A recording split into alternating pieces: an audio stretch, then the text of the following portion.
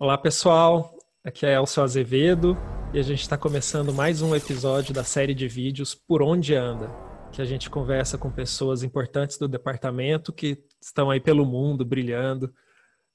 E hoje a gente tem uma pessoa muito especial que topou participar do programa, a professora Elisa Britsky. Professora Elisa Britsky, ela é formada em medicina pela Federal do Rio Grande do Sul, onde fez o mestrado dela, doutorado.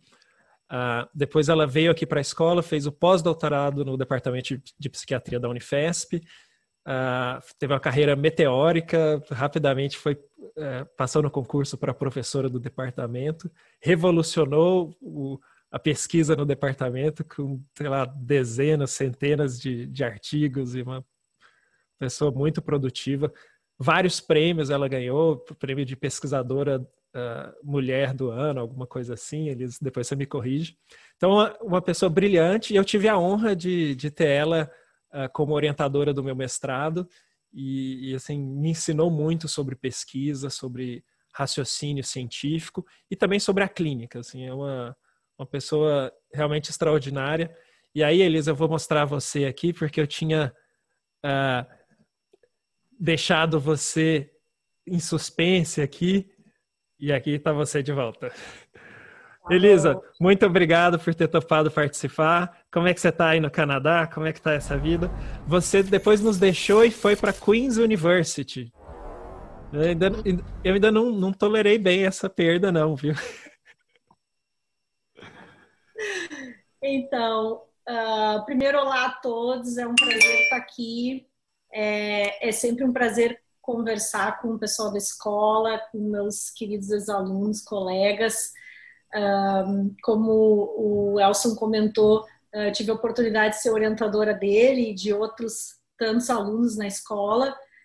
Nem sei quantas pessoas eu orientei, a última vez que eu contei eram 19, eu ainda tenho duas alunas de doutorado na escola, e a Escola Paulista de Medicina foi a instituição que me tornou professora, né? E eu acho que isso é uma marca para minha carreira que eu vou levar para sempre, assim, né?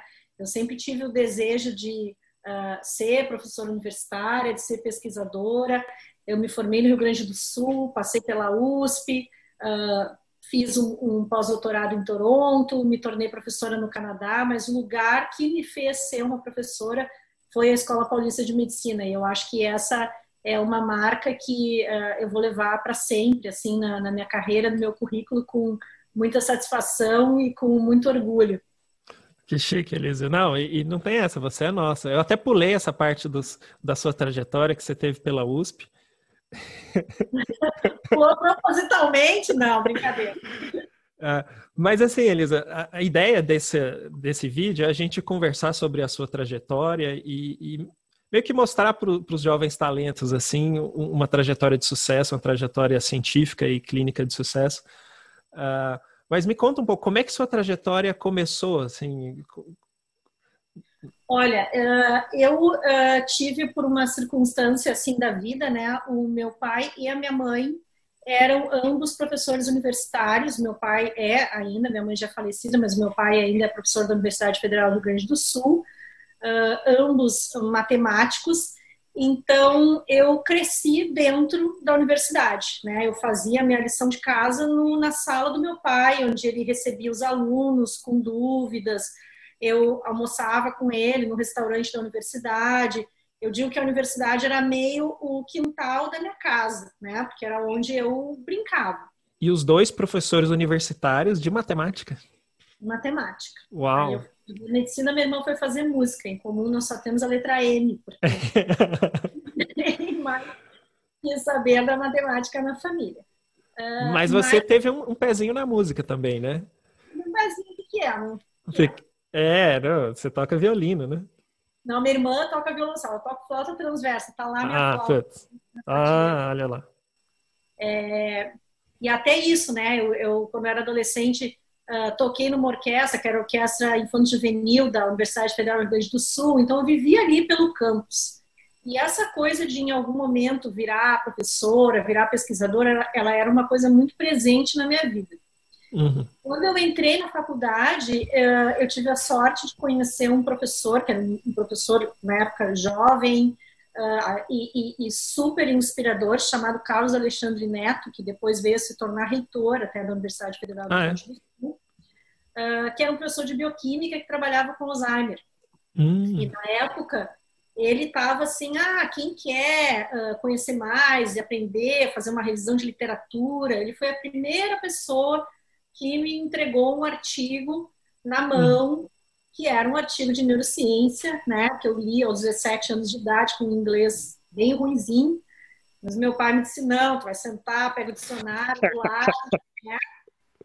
Isso numa era pré-internet, eu sei que eu pareço, né, uma moça de 20 anos, mas eu fiz a minha faculdade numa era pré-computador, o computador foi aparecer no meio da minha faculdade. Você fez a faculdade com 5 anos. Isso, 5 anos, uma pessoa muito precoce. Então, começou assim, né? Quando eu passei pela faculdade, eu sempre tive interesse em múltiplas áreas, sempre foi muito difícil para mim escolher. Tudo que eu passava no estágio eu gostava e queria fazer aquela especialidade. E aí, uma das coisas que me apaixonou muito na época, eu gostava de psiquiatria, mas eu gostava muito de cirurgia, foi a ginecobstetrícia.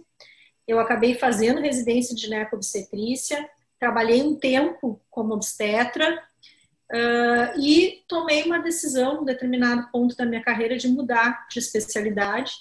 Então, eu fui fazer uma segunda residência já aos 33 anos. É uma decisão E difícil, né, Elisa? foi uma decisão bem difícil. Eu já tinha 2 empregos legais, eu era contratada do Hospital de Clínicas de Porto Alegre.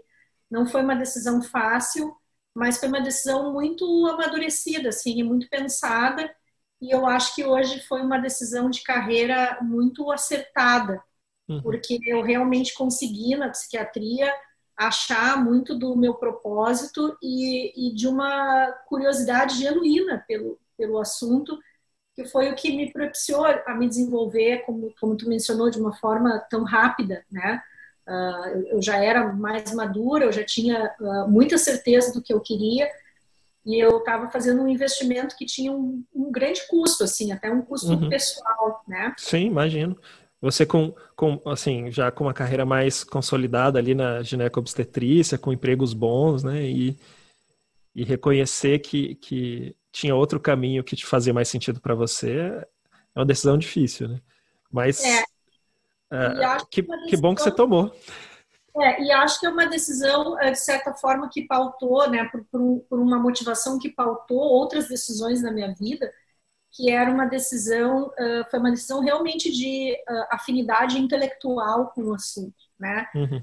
Eu acho que para a gente dedicar um tempo muito grande a estudar um assunto e a se tornar realmente um especialista naquele assunto e conhecer uma coisa em grande profundidade, a gente tem que se apaixonar por aquele assunto. Uhum.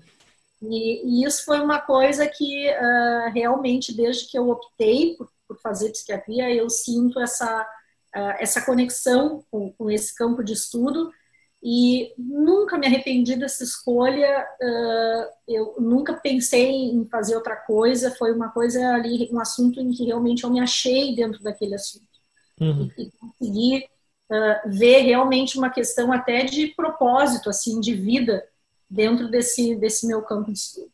Uhum. E a carreira científica, assim, como é que começou? Uhum. Então, ela começou lá no comecinho da faculdade, eu sempre fiz iniciação científica, sempre gostei, né? Eu sempre tive uma vontade de ser cientista, desde muito cedo as pessoas me perguntavam o que eu ia ser, eu dizia que ia ser cientista, mas eu achava que ia ser, assim, astronauta, lá no microscópio, né? Mas eu sempre tive uma curiosidade genuína por que o mundo é assim, né? Isso foi uma pergunta que sempre me inquietou. Eu passei por muitas experiências, assim, de iniciação científica e depois no mestrado, mas eu também considero que um divisor de águas da minha carreira foi o meu doutorado. Eu tive a sorte de fazer doutorado com um professor chamado Flávio Kapczynski, que se tornou um cientista muito influente, né? Não só na psiquiatria e na neurociência, mas na medicina como um todo. O professor Flávio me mostrou um jeito, ao mesmo tempo, muito criativo de olhar para os problemas, e eu acho que isso também foi uma coisa que eu aprendi a desenvolver, né? Uma certa, isso que a gente chama hoje de think outside the box, né? Eu aprendi a olhar de uma forma muito criativa para os problemas que eu via na minha prática. E, ao mesmo tempo, ele foi uma pessoa que me mostrou que eu precisava desenvolver as ferramentas metodológicas para dar conta das questões que eu estava levantando de uma forma criativa, senão eu ia ser uma pessoa que realmente eu ia think outside the box minha vida inteira, mas o quanto aquilo ia se reverter num benefício real para os nossos pacientes ia talvez ser incerto. Então, eu considero que também isso foi um divisor de águas na minha carreira, ter encontrado uma pessoa que pôde canalizar toda uma energia e uma vontade de uma forma produtiva, né? E de uma forma em que aquilo virasse uma resposta e não só um montão de perguntas desconectadas. E o trabalho de um mentor, né? E eu até sinto um orgulho, uma honra de sendo seu aluno, também participar dessa linhagem, né, do professor Flávio Kapczynski, que é uma pessoa tão brilhante aí, né, e com, enfim, reconhecido mundialmente, né? Eu acho que essas são daquelas coisas assim que ao acaso, né? Eu me lembro que eu conheci o Flávio numa aula de inglês, que é uma aula de inglês? Aula de inglês. Uau! E hoje em dia ele é meu colega, professor aqui da McMaster University, aqui no Canadá. Então, aquelas coincidências que a vida faz, assim, né? E foi uma pessoa realmente muito importante na minha carreira, né? Acho que um outro ponto de se destacar, tu mencionaste a questão do prêmio, esse prêmio que eu recebi em 2015 chama Prêmio L'Oréal para Mulheres na Ciência. É curioso até mencionar isso, porque essa semana faz exatamente 5 anos. 5 anos. Que eu recebi o telefonema do então professor Jacó, que era o presidente da Sociedade Brasileira para o Progresso da Ciência, para me dizer que eu tinha recebido esse prêmio. E uma das coisas que eu sempre falo, o Flávio também, eu acho que ele é um ótimo mentor de mulheres, né?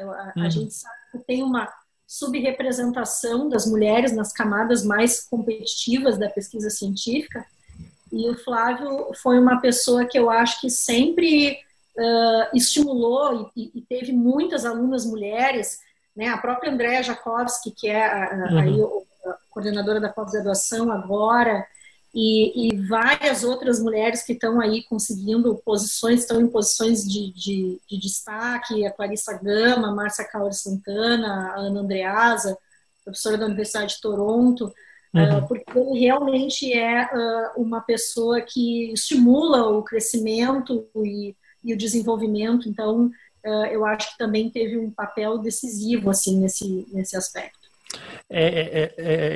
É muito bom quando tem um líder que empurra as pessoas, os liderados dele para cima, né? Que fomenta o crescimento e ele, pelo menos acompanhando de longe, percebo que ele faz isso de muito bom grado, né? Ele se gratifica com o crescimento dos alunos, né? Isso é fantástico. E eu acho que tem uma coisa que é muito interessante, que eu depois que eu me dei conta disso, eu tentei reproduzir, né? Que a gente precisa empurrar o aluno para o seu próprio lugar, sabe? Porque nem sempre o melhor lugar para aquela pessoa, ou a melhor pesquisa é o que a gente está fazendo, né? E eu vivi isso contigo, e com a Grati, com o Rodrigo Mansur, que foram meus alunos. Cada um vai para um lugar. Então, assim, quando a gente vê que tem um aluno, uma pessoa que foi aluna nossa, que vai estudar uma outra doença, ou que vai estudar a mesma doença que a gente estuda, mas sob um ângulo diferente, ou que vai levar o conhecimento que adquiriu não para uma outra universidade, mas para uma empresa, Uhum. né? De certa forma, aquilo está mudando um pouquinho também, né? A gente está ajudando a pessoa a chegar no seu próprio caminho, Uhum. não necessariamente no mesmo caminho que a gente trilhou. Então, acho que uma das coisas interessantes quando a gente observa a trajetória de colegas é de ver como é poderoso quando a pessoa acha o seu próprio caminho, Uhum. né? E isso eu tive a sorte de ver contigo, com o Rodrigo, com a Grati, com o Cristiano, com o Lucas, né, a Uhum. Maiara, pessoas achando os seus próprios caminhos. Eu acho que isso é uma coisa muito forte quando Uhum. acontece, e muito poderosa em termos de entregar para o mundo algo que realmente é muito valioso, assim, né? Que é a gente poder trabalhar em prol da melhora da vida das pessoas. Sim. E essa relação com o aluno, né? Sabe que eu estava de plantão outro dia no pronto-socorro do CAISM, que é o hospital do Departamento de Psiquiatria, e aí estava dando plantão com o Rafael Cerqueira, que agora é R1, né? Que foi seu aluno de iniciação científica, e assim, que falando de você assim, com tanto carinho, tanto orgulho de ter sido seu aluno, né? Acho que isso é um atestado da sua qualidade, da sua dedicação como orientadora. E é um pouco isso que eu estava te falando, né? Dos meus dos pontos que eu não tenho assim palavras para agradecer à instituição é porque essa instituição me fez ter a oportunidade de ser professora, né? E ser professora dessas pessoas que são pessoas que estão aí em constante desenvolvimento e estão aí trilhando carreiras aí maravilhosas, né? E são relações que se desenvolvem de uma forma perene, quando a gente vê, né, como é a minha relação com o meu mentor, quando a gente vê 10, 15 anos depois, a gente está trabalhando junto, né? Uhum. E são relações que se transformam em relações de uma vida, às vezes, né? Uhum. Sim. Bom, não, é fantástico essa sua trajetória e assim, o quanto foi rápido, né, da sua decisão de ir para a psiquiatria e o crescimento, assim, muito, muito rápido, a formação científica, o trabalho com o professor Flávio Kapczynski, depois ir para o departamento de psiquiatria lá da escola, e rapidamente se tornando uma orientadora muito prolífica, né, com vários alunos, vários mestrados defendidos, vários doutorados defendidos, ganhando o prêmio de cientista mulher do ano, né, algo espetacular. Eu tenho que dizer que assim, ó, eu tenho uma frustração na vida que nunca fui escritora, né? Eu adoro escrever. Ah, Eu é? compulsivamente. Mesmo? Mesmo, por isso que eu escrevo Ficção? prêmio. Mas ficção também? Tentei, embora não mostre. Ah, não, mas agora eu vou querer. É toda uma obra de ficção, de poesia que eu não mostro.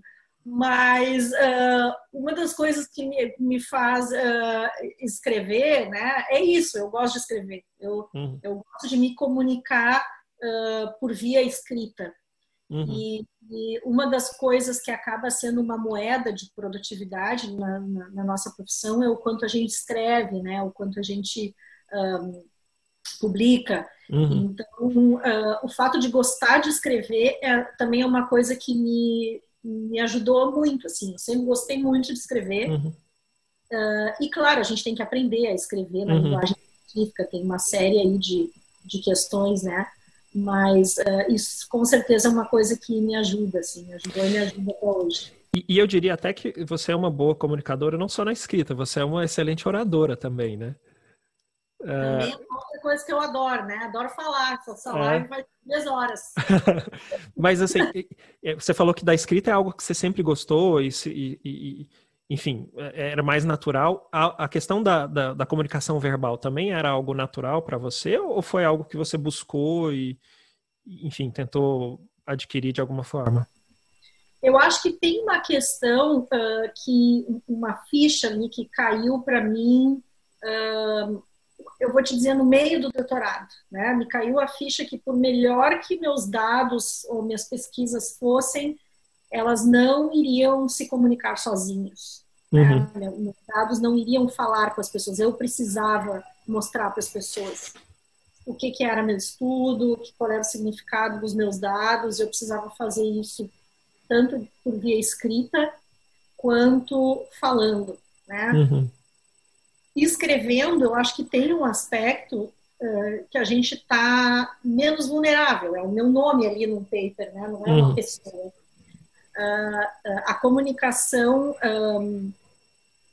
ali presencial, você dar uma aula, você fazer uma apresentação, é uma questão que nos coloca numa outra posição, é uma posição de muito mais vulnerabilidade, mas também é uma posição de muito privilégio, assim, né? A gente Uhum. poder ter uma plateia num congresso, às vezes de 1.000 pessoas sentadas, ouvindo o que a gente tem para dizer, nos dando, que existe mais precioso na vida que é o seu tempo, não tem o que mais a gente pedir na vida. Então, no momento em que eu percebi isso, eu percebi que eu precisava honrar esse tempo tão precioso que eu estava recebendo das pessoas. E aí eu busquei me qualificar, eu fui atrás de uma formação específica para melhorar minhas apresentações. E hoje em dia se tornou uma coisa que eu gosto. Eu gosto de Uhum. dar aula, eu gosto de me comunicar presencialmente, por vídeo, de participar de congresso, de estar nessa posição. Não, fantástico. E o resultado é perceptível, né, Elisa? Porque as suas aulas são muito boas, né? Ah, que E... bom, que bom. não, enfim, as suas aulas também nos concursos, né? Do concurso para professora lá da escola, eu lembro que foi fantástico, né? Acho que isso fica claro. Primeiro, a sua habilidade, assim, que já é característica para isso, e também o seu esforço para lapidar enfim, essa habilidade que você tem, né? Isso também eu acho que é uma coisa que eu fui aprendendo ao longo do tempo, né? E que eu vi tento, né? Também nas conversas com meus alunos. Eu acho que tem uma coisa que fora o pessoal chama de soft skills, né? A gente não tem que ensinar para um aluno só, vai lá, coleta o dado assim, assado, senta no computador, fazer esse teste estatístico. A Uhum. carreira de pesquisador, ela exige uma série de habilidades que são as soft skills de comunicação, de inteligência emocional, de, né, percepção de carreira, de desenvolvimento de criatividade, que são aspectos que a gente pode desenvolver na Uhum. pessoa. A gente tende, às vezes, a achar, eu sou tímido. Já vimos apresentadores maravilhosos, professores maravilhosos, que são pessoas tímidas, Uhum. né?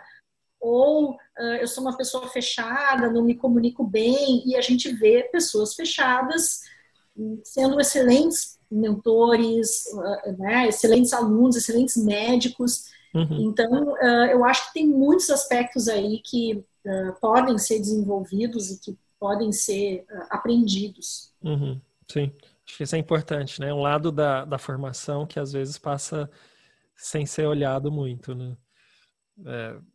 Eu lembro que você trouxe para pós-graduação lá do Departamento de Psiquiatria um curso de comunicação científica, não é isso?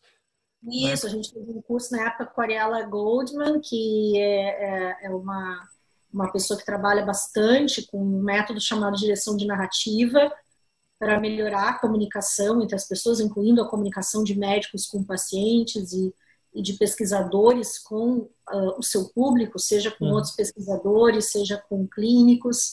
Uhum. E acho que a gente prestar atenção nesses aspectos são coisas que têm um impacto também muito grande na carreira, né? Porque se você Uhum. se comunica bem, você vai ser mais chamado para dar aula em congressos, você vai ser mais chamado para dar aulas em outros departamentos, para participar de reuniões, para Uhum. mostrar os dados de um determinado grupo. Então, essa também é uma habilidade que tende a ser muito benéfica para o crescimento de pesquisadores. Uhum. Não, fantástico, Elisa. Assim, e agora indo mais para a sua linha de pesquisa, né? Enfim, me conta um pouco da sua linha de pesquisa e me conta também o que você está interessado agora, assim, qual que é a próxima fronteira para você? Então, acho que sempre teve um aspecto ali nas minhas pesquisas, que sempre foi importante, quando eu comecei lá a pensar no meu doutorado, por esses acasos, aí eu caí nesse grupo do professor Flávio, que na época estudava uma substância no sangue chamada BDNF, que era uma substância com função neurotrófica.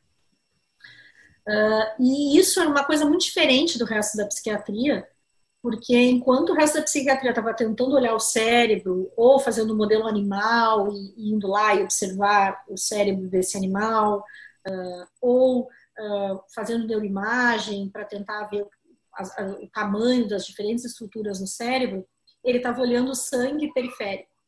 Então, isso foi uma coisa que foi determinante na minha carreira, né? Eu aprendi ali desde muito cedo que tinha algo que acontecia no corpo que era relacionado às doenças psiquiátricas e que poderia ser investigado, medido e avaliado. Uhum. A partir do meu doutorado, um grupo de alterações que me interessou, como sendo alterações potencialmente importantes nos transtornos do humor, que é a minha linha de pesquisa, eram os marcadores relacionados à inflamação. Então, no meu doutorado, eu investiguei alterações nos níveis de substâncias inflamatórias, chamadas interleucinas ou citocinas, em pacientes com transtorno bipolar, comparando com indivíduos saudáveis. E aí, desde o fim do meu doutorado, eu procurei elucidar melhor essa relação entre inflamação e depressão, e inflamação e transtorno bipolar. Aqui no Canadá, desde que eu ingressei aqui na Queen's, eu venho tentando transpor esses achados que a gente via no sangue para uma forma de intervenção. Então, eu iniciei aqui um grupo de pesquisa focado no que a gente chama de psiquiatria nutricional, em que a gente busca atuar no aspecto inflamatório através da dieta. Então, a gente está investigando diferentes intervenções nutricionais, mas especialmente uma intervenção específica chamada de dieta cetogênica. E a vinda para cá também acabou abrindo uma série de outras oportunidades, a oportunidade de participar de um projeto muito grande chamado Combined, que é um consórcio de diferentes universidades canadenses liderado pelo professor Sidney Kennedy, da Universidade de Toronto, para investigar marcadores de resposta aos antidepressivos que a gente conhece, especialmente a uma medicação bastante comum chamada escitalopram. Então, me deu a oportunidade de trabalhar em grupos muito grandes. Eu comecei a trabalhar também um pouco mais com uma nova medicação chamada ketamina. Então, me deu a oportunidade também de participar de uma task force do CAMAT, que é um network canadense em tratamentos para depressão e ansiedade. Então, eu participei dessa task force de ketamina do CAMAT. A gente adora os guidelines do CAMAT, né? Que bom, que bom. Vai ter um feito pela professora Elisa, espero que gostem. Ah, é? Uau! Também, né? Um grupo, né? Vou querer uma dedicatória, hein? Parei. Mas eu acho que isso é uma outra característica interessante, né? O Canadá é um país em que se trabalha em grandes networks de pesquisa. Então, é uma outra lição a ser aprendida, acho que pelos pesquisadores brasileiros. Assim, é muito melhor, em vez da gente ter 20 grupos de pesquisa trabalhando no mesmo assunto, senta todo mundo junto, né? Esse grupo ganha uma quantia de financiamento maior e esse grupo grande propõe um estudo mais robusto para responder alguma questão crítica. Então, essa é uma das coisas também que o Canadá me ensinou, assim, em termos de como ser competitivo, né? Porque hoje, se a gente pensar o Canadá, não é, em termos de população, não é um país muito grande, ele é muito grande em termos de área, mas a sua população ela é relativamente pequena. E 50 milhões? Quantos habitantes? Por aí, por menos até um pouquinho, né? E também muito influente em termos de pesquisa em psiquiatria. É um dos países mais influentes no mundo em termos de de produção, especialmente nesse campo de transtornos do humor. Eu acho que com certeza é o país mais importante, né, em depressão e transtorno bipolar. Então essa foi uma lição que eu aprendi, assim, a gente precisa trabalhar em network. Uhum. Sim, você ganha qualidade nas pesquisas, né? O ego perde um pouco, né? Mas... Pois é, mas aí, Elson, o ego vai perder sempre, né? Uhum. Porque a vida é um contínuo desafiar do nosso ego, né? A vida nos ensina Muito bom. constantemente ali a domar o nosso ego. Essa psicanálise rio-grandense aí agora voltou com força, hein? Meu Deus do céu. Ô Elisa, assim, você falou de psiquiatria nutricional, que é você pensou, encarando isso como uma forma de atuar sobre a via inflamatória relacionada aos transtornos do humor, que é a sua linha de pesquisa, né? Me fala um pouco mais sobre isso, assim, dieta cetogênica, explica um pouco o que é isso. Acho que está na moda, isso ficou na moda, assim, do fitness, né? Uhum. Isso, você imagina que isso possa ter impacto nos transtornos do humor? Olha, eu acho que esse é um assunto relativamente novo para a psiquiatria, um assunto que um grupo australiano, liderado pelo professor Michael Burke e a professora Felice Jacka, vem se dedicando a estudar. A gente teve só muito recentemente a formação de uma Sociedade Internacional de Psiquiatria Nutricional. Eu me decidi por estudar dieta cetogênica, especialmente depois de ver o impacto da dieta cetogênica sobre a inflamação, mas também os dados da dieta cetogênica no tratamento da epilepsia, que são dados muito robustos, muito contundentes. A gente tem hoje a dieta cetogênica como uma intervenção embasada em evidências para o tratamento de epilepsia resistente a tratamento, especialmente em crianças. Já é indicado? Sim, a gente tem ensaios clínicos randomizados, meta-análises, que suportam o uso da dieta cetogênica nessa condição. O principal centro do mundo é a Johns Hopkins, mas a gente tem aí no Brasil, a gente tem um núcleo na Unifesp, na neuropediátrica, usando dieta cetogênica. A gente tem um grupo importante na Universidade Federal de Santa Catarina, também estudando esse assunto, um grupo de neurociência nutricional. E a gente está começando a ver o florescimento de grupos em diferentes lugares do mundo, especificamente dedicados a esse aspecto. Se a gente olhar para os transtornos psiquiátricos, eu te diria que o início dos anos 2000 foi o boom da genética, como fatores causais de transtorno mental, e de 5 anos para cá a gente está vendo o boom do ambiente, né? Então a gente viu aí toda uma série de estudos, por exemplo, falando do impacto do consumo de cannabis no risco de psicose. A gente assistiu entre 5 e 10 anos atrás o auge das pesquisas em estresse, exposição a trauma, na causalidade de transtornos mentais, e agora eu acho que a gente vai viver essa onda dos aspectos nutricionais envolvidos na fisiopatologia dessa doença. Então, eu acho que a gente está vendo uma onda aí da psiquiatria se voltando para o ambiente como um fator causal.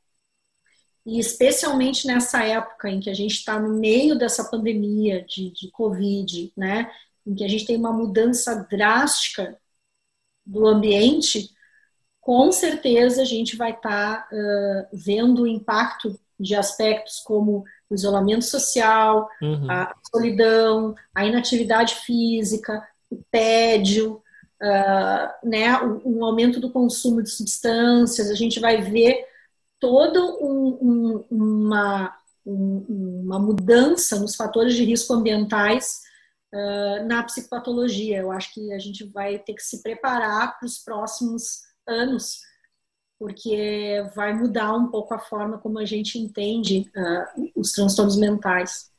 Com mais... entendendo melhor os componentes ambientais que fazem a mediação dos transtornos, né? Exatamente. E E assim, isso a gente está vendo na clínica, né? Nesses últimos meses, o impacto de todos esses aspectos ambientais no desfecho dos pacientes, né? Enfim, os pacientes sofrendo muito com o isolamento, com a falta de contato com os amigos, com a falta de contato até com a natureza, né? Com os Uhum. parques. Então, enfim, isso é bem delicado.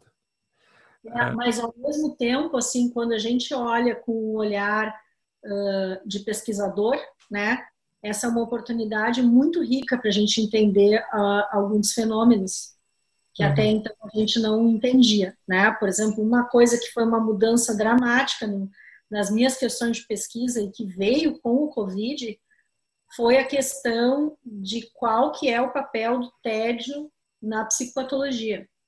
E aí, na verdade, se a gente começar a perguntar, porque eu acho que esse é um ponto de partida para toda boa pesquisa, né?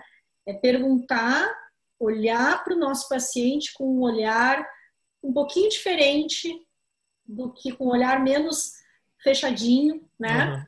Uhum. E tentar ouvir dos pacientes. A gente vai ouvir deles que às vezes eles bebem porque eles estão entediados, que eles usam drogas porque eles estão entediados, que eles se envolvem, às vezes, em brigas porque eles estão entediados. Então, essa é uma questão, estudar um pouco melhor a neurobiologia do tédio se tornou um ponto central nas minhas pesquisas. E é uma coisa que Uau! veio com o Covid, né? Que Não, não... que sacada boa, Elisa. Nossa, super faz todo sentido clínico. Mas essas são coisas que eu vou te dizer, aprendi com o Flávio, mas eu tenho que dar crédito ao Flávio Kapczynski, meu orientador, e eu tenho que dar crédito a um professor que me ensinou muita clínica, chamado Helios Busnello, que até hoje foi um dos maiores psiquiatras que eu vi em atuação, foi meu professor durante a residência, que me ensinou isso, né? A olhar para o paciente, a perguntar, fazer perguntas para o Uhum. paciente de uma forma a entender em profundidade a experiência do paciente que está na nossa frente, da Uhum. outra pessoa. Porque se a gente olhar e perguntar, a gente começa a ouvir esses né? Você diz que é um insight meu, mas eu ouvi isso dos meus pacientes, né? Uhum. O que eu fiz foi prestar atenção no que ele está me dizendo, mas eu ouvi deles, né? Do mesmo Uhum. jeito que eu ouvi dos meus pacientes que o que eles comem interfere com o seu humor. Essas Uhum. coisas são coisas que a gente ouve das pessoas que a gente cuida, das pessoas que a gente trata, e que é o que alimentam as nossas curiosidades intelectuais e as nossas que depois se transformam em questões de pesquisa.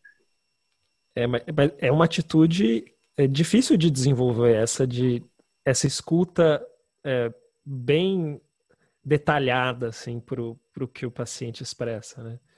Tem que ter uma abertura grande.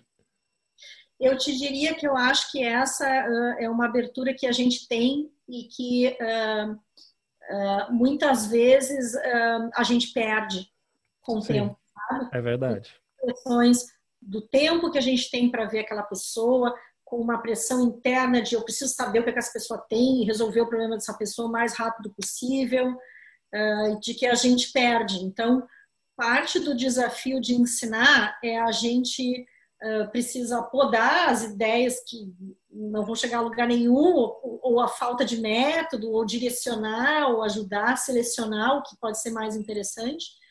Mas eu acho que uma das tarefas, das primeiras tarefas, do mesmo jeito que o médico, né, o primum non nocere, Uhum. a tarefa do professor, a primeira tarefa do professor deveria ser não emburrecer o seu aluno. Porque, às vezes, quando a gente fecha demais, rápido demais, a gente provoca essa perda dessa curiosidade ou dessa capacidade criativa Uhum. que pode levar a pesquisa para lugares muito interessantes e diferentes.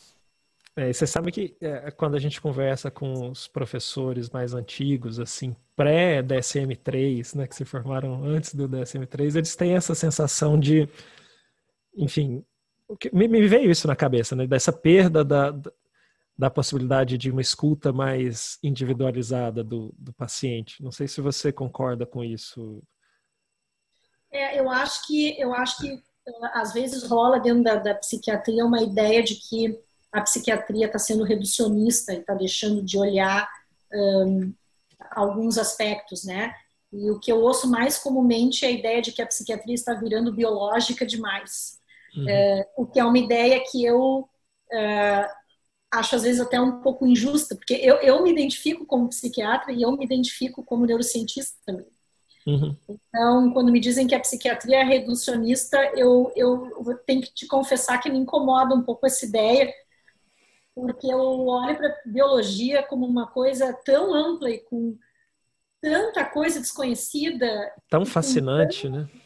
Tanto a ser explorado, que eu às vezes penso, não, mas eu não estou vendo isso né, que essa pessoa está vendo. Eu acho que eu tento ver outras coisas além dessa ideia de que a biologia é uma coisa, é um gênio, é uma proteína, é uma coisa simples, e que o caminho está em outros aspectos. Eu acho que a gente tem muito ainda para explorar em termos de entender o cérebro e como os processos cerebrais se ligam ao comportamento e como isso se liga ao nosso funcionamento como indivíduo, como sociedade.